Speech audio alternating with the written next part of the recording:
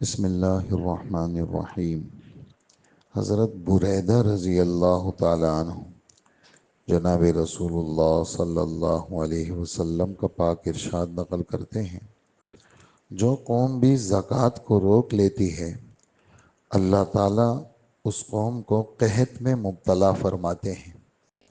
قحط کی وبا ہم لوگوں پر ایسی مسلط ہو رہی ہے کہ حد نہیں۔ ہزاروں تدبیریں اس کے ختم کرنے کے لیے لوگ کرتے ہیں، لیکن کوئی بھی فائدہ نہیں۔ جب اللہ تعالیٰ کوئی وبال کسی گناہ پر اتار دیں، دنیا میں کسی کی طاقت ہے کہ اس کو ہٹا سکے۔ لاکھ تدبیریں کیجئے، ہزاروں قانون بنائیں، جو چیز مالک الملک کی طرف سے مسلط ہے تو وہ مالک الملک کے ہٹانے سے ہٹ سکتی ہے۔ اس نے مرض بتا دیا، اس کا صحیح علاج بتا دیا۔ اگر بیماری کو ختم کرنا مقصود ہے تو صحیح علاج اختیار کیجیے۔ ہم لوگ امراض کے اسباب خود پیدا کرتے ہیں اور اس پر روتے رہیں کہ امراض بڑھ رہے ہیں، یہ کہاں کی عقل مندی ہے۔ جناب رسول اللہ صلی اللہ علیہ وسلم نے اس دنیا میں جو حوادث اور مصیبت آتے ہیں ان پر اور اس کے اسباب پر خاص طور سے متنبع کر لیا۔ یہاں بات لمبی ہو جائے گی، بس صرف اتنی بات سن لیجئے کہ اللہ کے رسول فرماتے ہیں، جب میری امت یہ حرکتیں کرنے لگیں گی تو آفتوں اور بلاؤں میں پھنس جائے گی۔ اس وقت سرخ آندیاں، زمینوں میں دھس جانا، شکلوں کا بگڑ جانا، زلزلوں کا آنا، آسمان سے پتھر برسنا، دشمنوں کا غلبہ، مسلمانوں پر ان کا مسلط ہونا، طاعون، قتل و غارت کا مسلط ہونا، بارش کا رک جانا، طوفان کا آ جانا، دلوں کا مرعوب ہونا، دلوں پر خوف کا مسلط ہونا، نیک لوگ دعائیں کریں بھی ان کی دعائیں قبول نہ ہونا، یہ سب آفات ہمارے نبی نے بتائے ہیں۔ اور جس حرکت پر جو آفت مسلط ہوتی ہے اس کو اللہ کے رسول نے تقریباً 1400 سال پہلے بتا دیا۔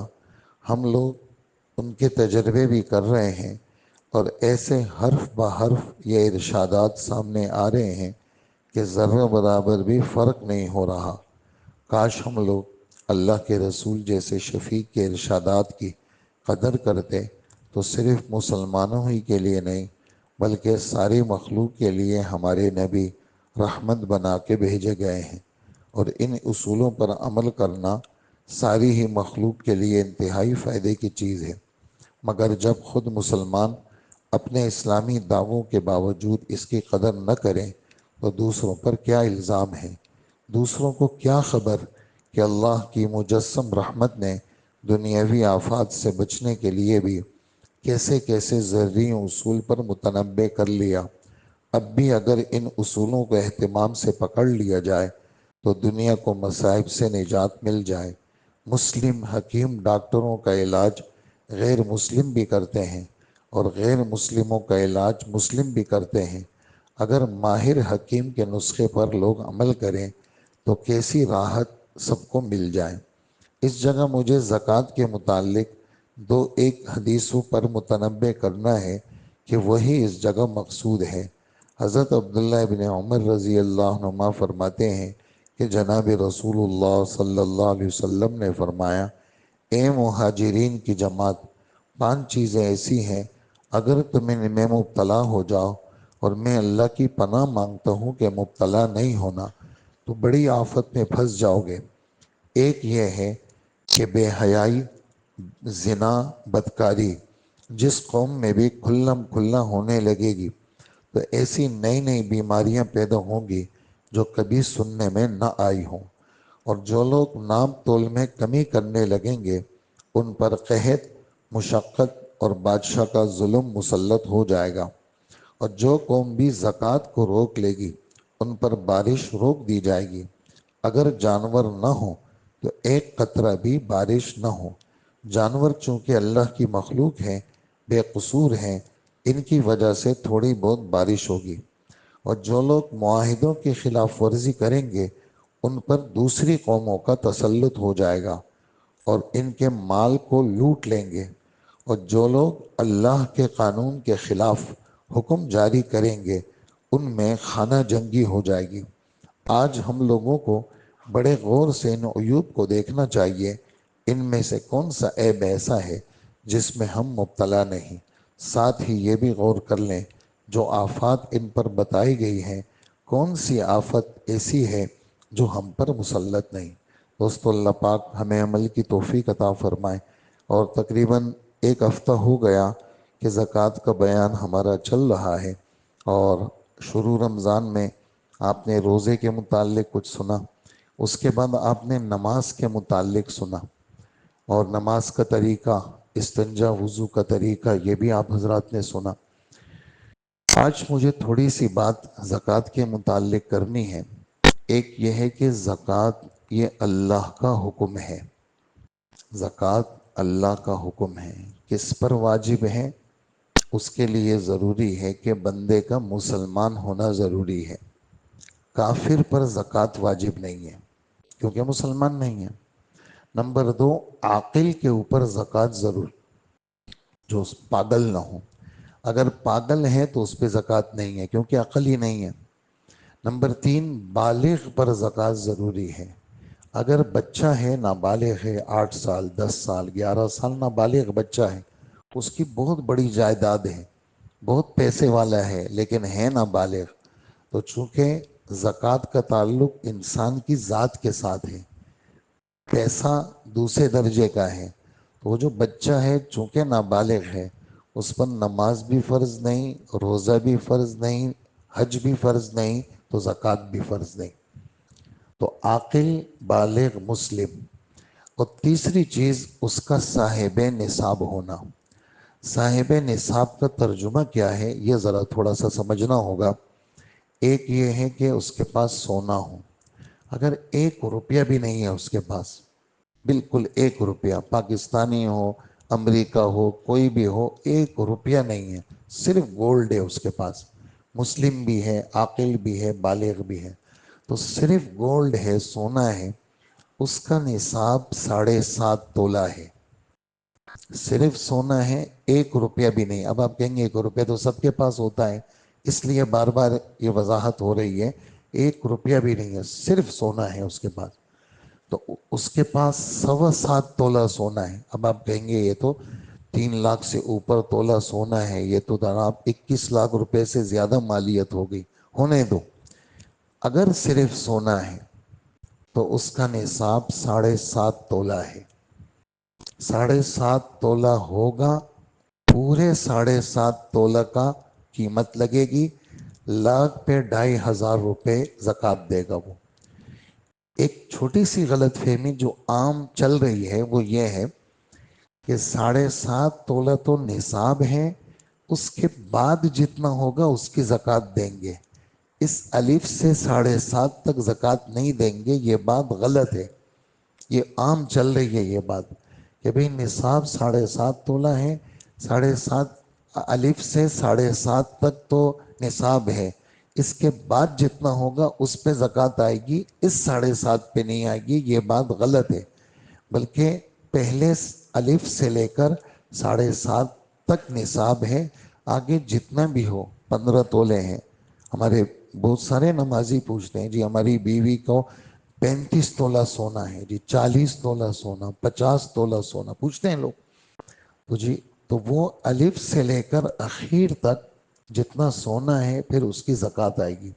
تو مجھے اس وقت اتنی بات بتانی ہے، بات ضروری ہے سمجھنے کی ہے کہ صرف سونا ہے، 1 روپیہ نہیں ہے اس کے پاس، کچھ نہیں ہے اس کے، مال تجارت بھی نہیں، چاندی بھی نہیں، روپیہ بھی نہیں، تو اس کا نصاب 7.5 تولہ سونا ہے۔ اگر اس سے کم ہوگا تو زکوٰۃ اس پر واجب نہیں ہے۔ ایک بات اور ذہن میں رکھیے، زکوٰۃ کا تعلق ذمے کے ساتھ ہے، انسان کے ذمے کے ساتھ ہے۔ اس کا مطلب کیا ہے؟ اس کا مطلب یہ ہے کہ آپ کے پاس چیزیں ہیں، تو اگر زکوٰۃ کا تعلق اس چیز کے ساتھ ہو جائے تو پھر ہر حالت میں یہ چیز دینی ہوگی آپ کو، نہیں۔ زکوٰۃ کا تعلق مکلف، مسلم، بالغ، اس کے ذمے کے ساتھ ہے، اللہ نے اس کے ذمے فرض کیا ہے۔ جب ذمے فرض کیا ہے، اب کیا ہوگا، اس کے پاس ہے 7.5 تولہ سونا، تو یہ سونا دینا ضروری نہیں ہے، زکوٰۃ اس کے اوپر بن گئی۔ مثال دے رہا ہوں آپ کو، 25 لاکھ روپے زکوٰۃ بن گئی، 50,000 روپے زکوٰۃ بن گئی۔ اس نے اس کے کپڑے خرید لیے اور غریبوں میں دے دیے، تو اس کی زکوٰۃ ادا ہو گئی۔ اس نے گندم لے لی، اس کی غریبوں میں دے دی، زکوٰۃ ادا ہو گئی۔ اس نے راشن لے لیا، زکوٰۃ۔ اگر زکوٰۃ کا تعلق اس خاص مال کے ساتھ ہوتا تو پھر یہی دینا ضروری ہوتا، کوئی اور چیز دینے کی اجازت نہیں ہوتی۔ اس وجہ سے ہمارے امام صاحب یہ فرماتے ہیں زکوٰۃ کا تعلق اس بندے کے ذمے کے ساتھ ہے، لہٰذا جب اس کے پاس یہ مال ہوگا تو یہ کوئی سا بھی مال دے دے، اس کا ذمہ فارغ ہو جائے گا۔ تو خیر یہ بات بیچ میں آ گئی، تو یہ کام کی باتیں تھیں، اس لیے میں بیچ میں کوئی بات آئے گی تو یہ آپ نے سننی ہے اور توجہ سے سننی ہے۔ تو پہلی چیز میں نے سونا عرض کیا آپ کی خدمت میں، تو سونا اگر 1 روپیہ بھی نہیں ہے تو اس کا نصاب 7.5 تولہ ہے۔ اور دوسری چیز چاندی، اس کا نصاب ہے 52.5 تولہ۔ یہ آپ نے پوچھنا ہوگا کہ بھئی یکم رمضان کو چاندی کا کیا ریٹ تھا؟ اب 52.5 تولے چاندی کی کیا قیمت بنتی ہے؟ 1,00,000، 1.25 لاکھ، 1.5 لاکھ، 2.25 لاکھ جو بھی بنتی ہے وہ آپ کو بتا دیں گے۔ سنہار اللہ کا فضل ہے، سونے کے چاندی کے کام کرنے والے وہ آپ کو بتا دیں گے کہ بھائی یہ اتنا نصاب ہے، اور یکم رمضان کو چاندی کا یہ ریٹ تھا۔ اور تیسری چیز جو زکوٰۃ والی ہے وہ مال تجارت ہے۔ شو روم ہے میرے، گاڑیوں کا شو روم ہے، میں گاڑیاں منگواتا ہوں، میرے پاس پراڈو گاڑیاں بھی ہیں، جیپنیز گاڑیاں بھی ہیں، میرے پاس پاکستانی گاڑیاں بھی ہیں، میں نے منگوائی ہوئی جی، میرا شو روم ہے۔ تو میرے پاس جو گاڑی موجود ہے، میں نے منگوائی تو ہے، مثال دے رہا ہوں آپ کو، 4 کروڑ روپے کی میری پوری لاگت آئی ہے، لیکن میں بیچوں گا اس کو 5 کروڑ روپے میں، تو زکوٰۃ میں 4 کروڑ کی نہیں دوں گا، میں 5 کروڑ کی زکوٰۃ دوں گا۔ قیمت خرید کی زکوٰۃ نہیں آتی، قیمت فروخت کی زکوٰۃ آتی۔ میں نے گارمنٹس کا کام ہے میرا، میں نے مال لیا ہوا ہے، کتنے کا لیا ہے جی؟ میں نے لیا ہے جی 50 لاکھ روپے کا، میں بیچوں گا 60 لاکھ روپے میں، وہ 65 کا بھی بک سکتا ہے، 70 کا بھی، لیکن آخر جتنا میں چھوڑ سکتا ہوں میں 50 میں بیچوں گا اس کو، 60 میں، 50 کا لیا 60 میں بیچوں گا، تو میں زکوٰۃ 60 لاکھ کی دوں گا، میں زکوٰۃ 50 کی نہیں دوں گا۔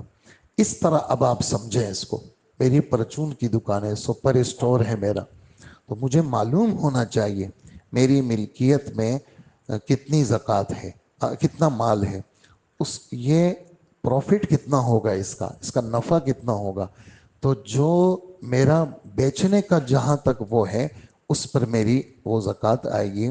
تو اللہ کے رسول صاحب فرماتے ہیں کننا نخرج الزکاۃ من مال الذی نعد للبیع، ہم اللہ کے رسول کے زمانے میں اس مال کی زکوٰۃ دیتے تھے جو ہم بیچنے کے لیے تیار کرتے تھے۔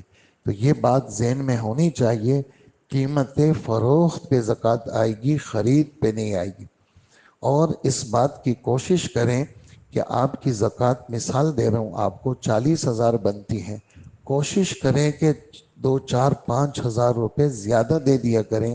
کبھی کبھار حساب میں کوئی گڑبڑ ہو جاتی ہے تو آدمی کے ذمے کوئی چیز رہے نہیں۔ تو سونا، چاندی، مال تجارت۔ اب ایک بات توجہ سے سنیے گا، بہت ضروری، ہمارے امام ابو حنیفہ رحمۃ اللہ علیہ فرماتے ہیں زکوٰۃ کے اندر اس نصاب کا اعتبار ہے جس میں فقیروں کا فائدہ ہے، سونے کے نصاب میں فقیروں کا فائدہ نہیں ہے، چاندی کے نصاب میں فقیروں کا فائدہ ہے، لیکن میرے پاس صرف سونا ہے، پھر تو وہی نصاب ہوگا 7.5 تولہ۔ ہاں اگر میں دینا چاہوں تو وہ نفلی ہوگا، وہ فرض زکوٰۃ نہیں ہوگی، لیکن میرے پاس کچھ سونا بھی ہے، چاندی بھی ہے، مال تجارت بھی ہے، اب سب چیزیں جمع ہو گئی، یا میرے پاس 1 تولہ سونا ہے ایک تولہ سونا ہے میرے پاس، ایک تولہ، جس کی قیمت 3 لاکھ کچھ روپے بنتی ہے، ایک تولہ سونا، لیکن میرے پاس 50 روپے ہیں۔ اب آپ کہیں گے 50 تو سب کے پاس ہوتے ہیں، ہاں ہونے دو، 1 روپیہ بھی اگر ہے تو ایک تولہ 1 روپیہ، 3,14,000 روپے تولہ سونا اور 1 روپیہ۔ اب یہاں سونے کا نصاب نہیں چلے گا، اب یہاں وہ نصاب چلے گا جس میں فقیروں کا فائدہ ہے۔ اجی 52.5 تولے چاندی وہ تو بنتی ہے قیمت کتنی، وہ تو 1.5 پونے 2 لاکھ روپے بنی، اور یہ جو میرے پاس سونا ہے چاہے 1 تولہ ہے، لیکن جب اس کے ساتھ ہم نے 1 روپیہ ملا دیا، اب نصاب چلے گا چاندی کا، سونے کا نہیں چلے گا۔ وہ نصاب جس میں فقیروں کا فائدہ ہے اس نصاب کا اعتبار ہوگا۔ تو یہ مال تجارت، اس کی وضاحت آ گئی آپ کی خدمت میں۔ چاندی بہت کم ہوتی ہے لوگوں کے پاس، لیکن نصاب وہی ہے 52.5 تولے چاندی، اور سونے کا نصاب وہ ہے۔ تو یہ تو زکوٰۃ کے وجوب کی باتیں ہیں۔ اس لیے اب توجہ سے سنیے گا کہ گھروں میں مستورات کے پاس زیور ہے، یہ بات بھی چلتی ہے۔ آج کل تو ہر آدمی مفتی، آپ کو پتہ ہے، بٹن دباتے ہیں اور جناب گوگل سے مسئلوں کو نکالتے ہیں۔ آپ کو بہت شوق ہے گوگل کے دیکھنے کا، تو بنوری ٹاؤن کی ویب سائٹ موجود ہے، بہت شوق ہے نا گوگل کے دیکھنے کا، تو پھر ادھر ادھر سے مسئلے نہ پوچھے، آپ بنوری ٹاؤن کی ویب سائٹ پہ جائیں۔ پوری دنیا کے اندر، یہ بات مبالغہ نہیں ہے، پوری دنیا کے اندر، چاہے وہ دارالعلوم دیوبند ہو، چاہے دارالعلوم کراچی ہو، یعنی اس وقت بڑے مدرسے یہی ہیں پوری دنیا میں، چاہے وہ دارالعلوم دیوبند ہو یا دارالعلوم کراچی، پوری دنیا کے اندر ویب سائٹ کے اوپر سب سے زیادہ جو فتوے اس وقت یعنی کام ہو رہا ہے اور چل رہے ہیں، وہ بنوری ٹاؤن کے فتوے، ہمارے یہ ادارہ جو جمشید روڈ پہ ہے، اس کے فتوے ویب سائٹ پہ پوری دنیا کے اندر سب سے زیادہ فتوے وہ ہمارے ادارے کے ہیں۔ اور اللہ کا فضل ہے، یہ گوگل والوں کو جو جتنا استعمال کرتے ہیں یہ پیسے بھی دیتے ہیں۔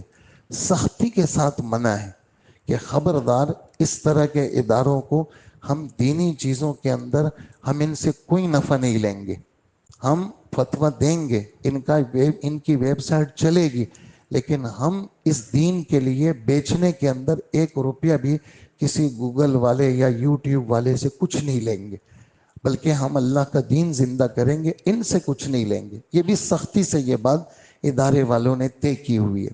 تو اگر بہت شوق ہے مسئلہ پوچھنے کا، اس لیے کہ آج کل نئی نئی کرنسی آئی ہیں نئے نئے ناموں کے ساتھ، اس کا کاروبار اکثر حرام ہے، اس کی مارکیٹنگ اکثر حرام ہے۔ یہ اس طرح کے جدید مسائل آپ کو گوگل کی ویب سائٹ پہ بنوری ٹاؤن آپ لکھیں گے تو آپ کو وہ ویب سائٹ آ جائے گی، اپنا مطلوبہ فتویٰ آپ وہاں لکھیں گے، اس کو آپ وہ کریں گے، بھیجیں گے، تو آپ کے سامنے وہ پوری تفصیل مسئلے کی آ جائے گی۔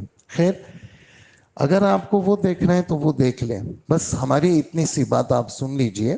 عاقل، بالغ، مسلم، مالک نصاب ہو، عورت کے پاس زیورات ہیں، اس کے ذمے زکوٰۃ ہے، لیکن شرافت کا تقاضا یہ ہے کہ وہ میری بیوی ہے، سارے کام وہ میری کرتی ہے، میرے گھر کا پورا نظم سنبھالتی ہے، تو شرافت کا تقاضا یہ ہے، اگر اس کا کوئی نظم ہم نے بنایا ہے، کوئی اس کی تجارت میں اس کے پیسے لگائے ہیں، اس کو کوئی چیز آتی ہے، کرایہ آتا ہے، کچھ بھی آتا ہے، تو وہ اپنے کرائے سے قربانی بھی دے اور زکوٰۃ بھی دے۔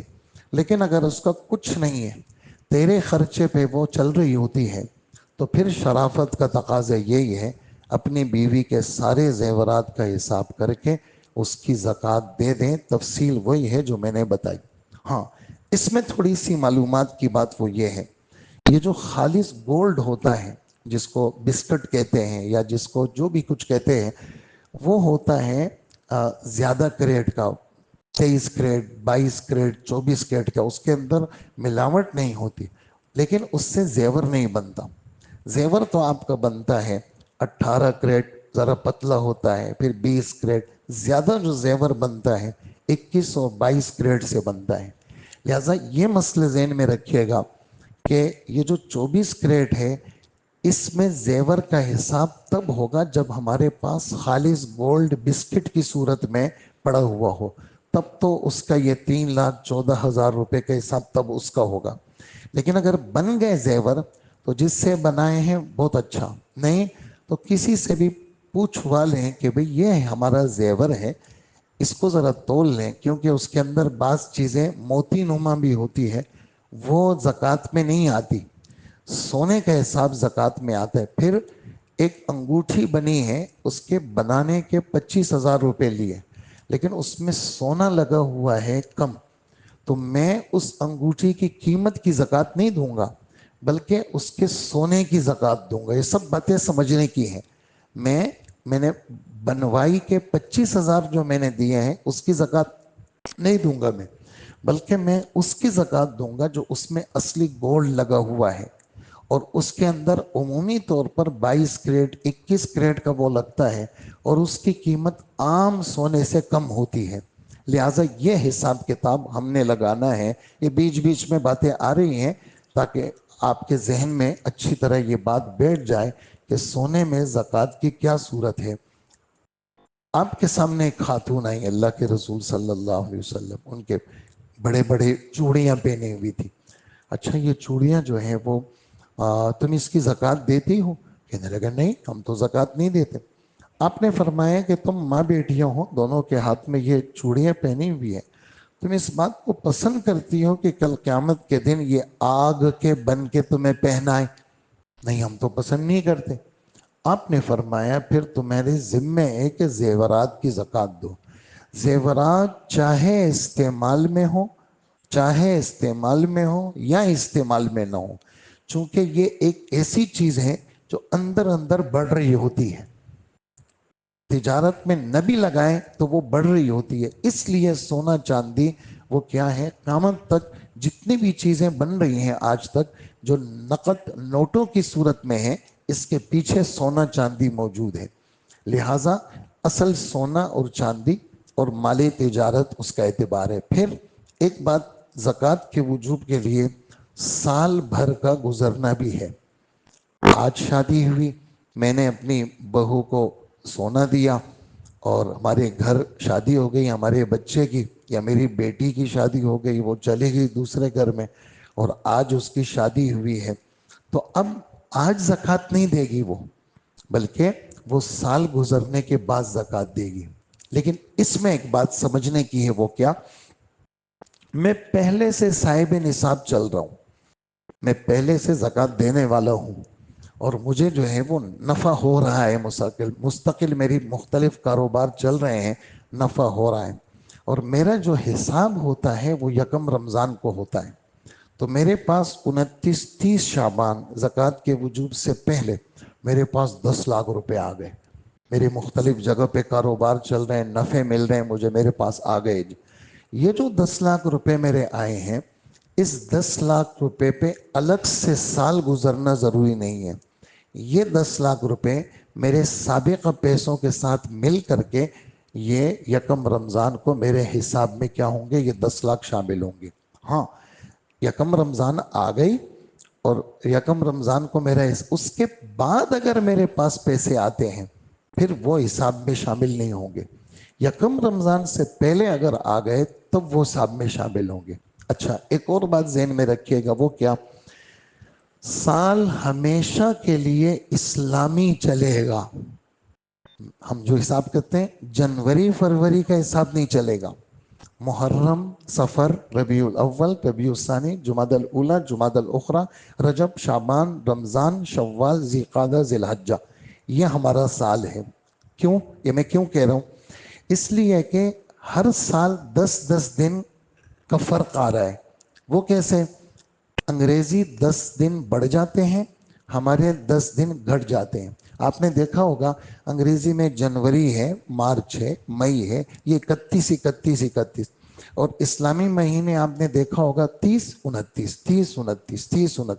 تو 5-6 دن وہ 31 کے ہو گئے اور ادھر 29 ہو گئے، تو 10 دن کا فرق پڑتا ہے سال بھر کے اندر.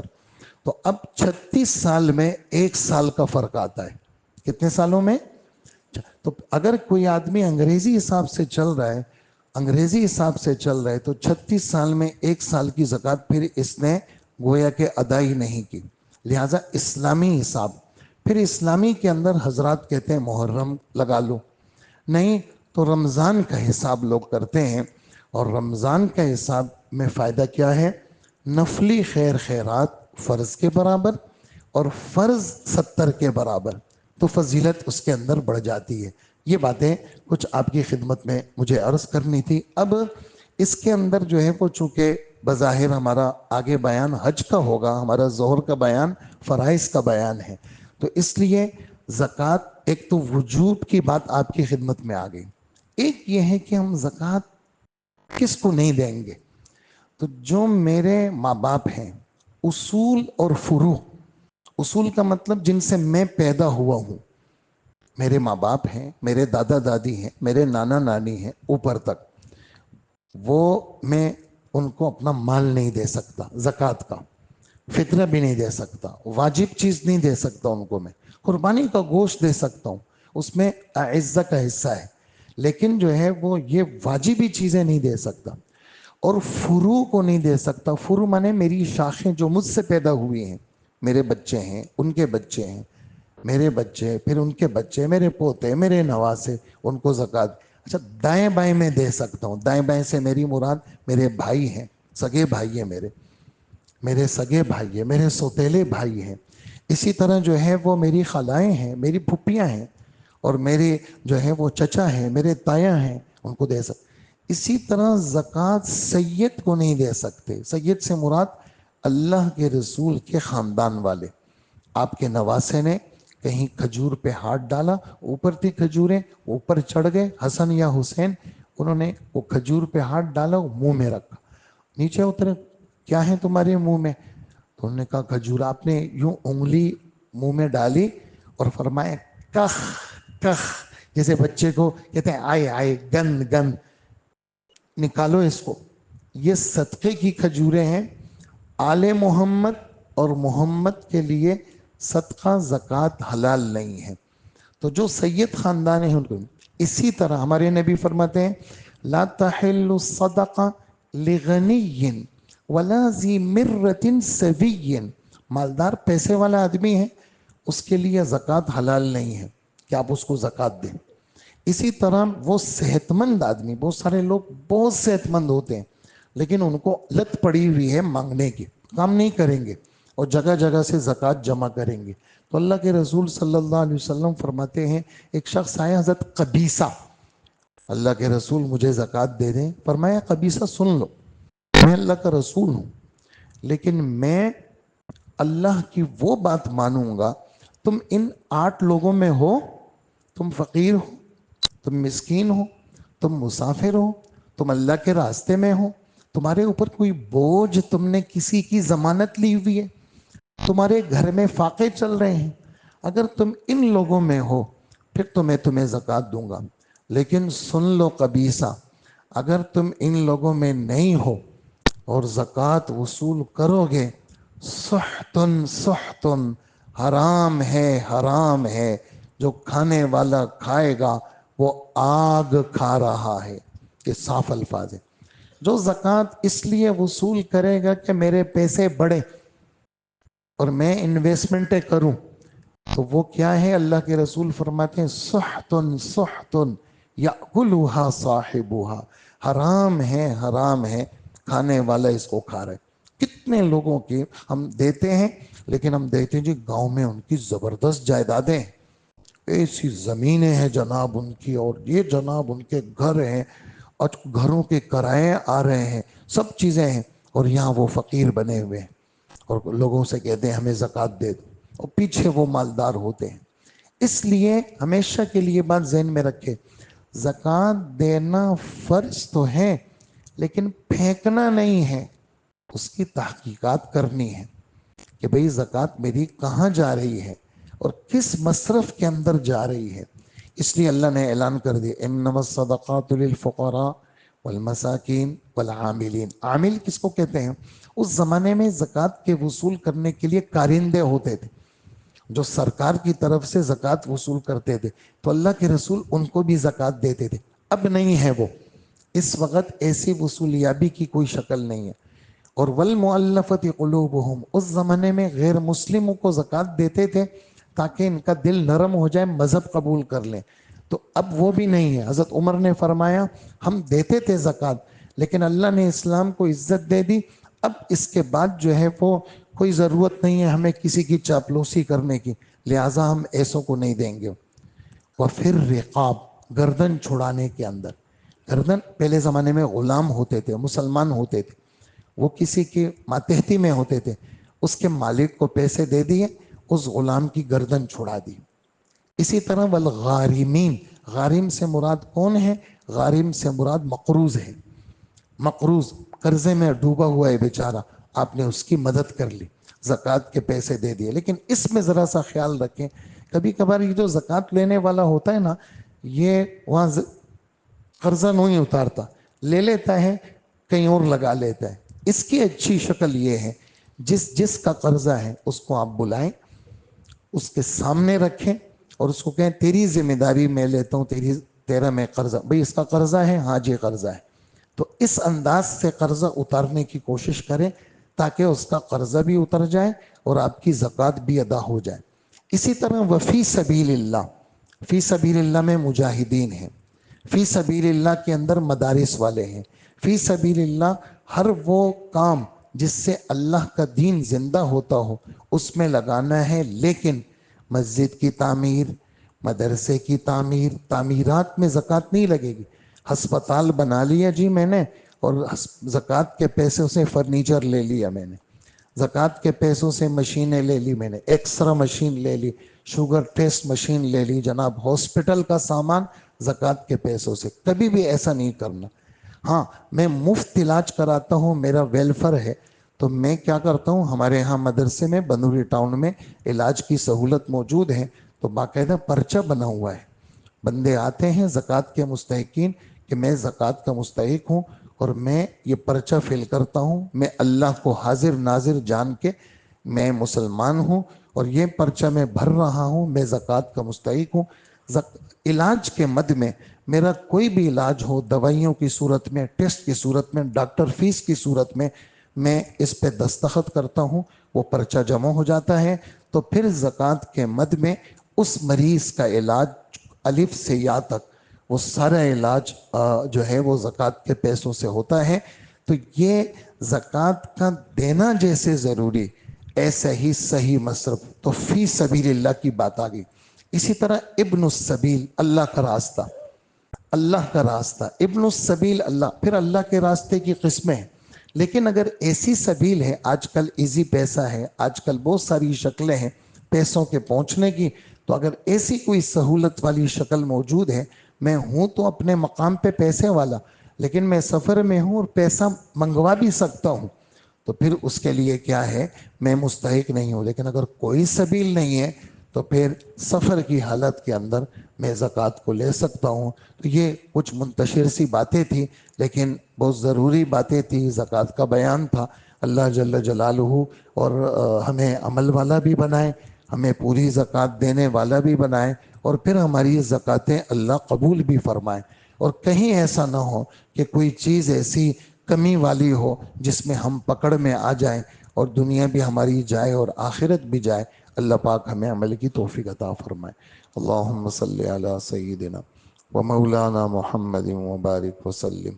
اے اللہ ہمارے گناہوں کو معاف فرما، ہماری مغفرت فرما، عافیت عطا فرما، کسی کا محتاج نہ بنا، اپنے در کا محتاج بنا. آسمان سے جو چیزیں اتری ہیں اے اللہ ہمیں عمل والا بنا، فرائض، واجبات، سنت مؤکدہ اس کا ہمیں اہتمام نصیب فرما. اللہ رمضان کے آخری دن ہیں، ہمیں یا اللہ عمل والا بنا اور ہمیں فتنوں سے بچا لیجئے. اے اللہ شریعت کے احکامات یہ بڑے ہیں، آپ بھی بڑے ہیں، آپ کا حکم بھی بڑا ہے. اے اللہ ہمارے دلوں میں آپ کی عظمت بٹھا دے، اے اللہ آپ کے حکم کی عظمت بٹھا دے، ہمیں نفس و شیطان کے حوالے نہ فرما. اللہ ہر خیر کے طالب ہیں، نصیب فرما، ہر شر سے پناہ مانگتے ہیں، ہمیں پناہ عطا فرما، ہماری دعاؤں کو قبول فرما. وصلی اللہ وسلم علی حبیبنا محمد وآلہ وأصحابہ وأمتہ أجمعین آمین برحمتک یا ارحم الراحمین.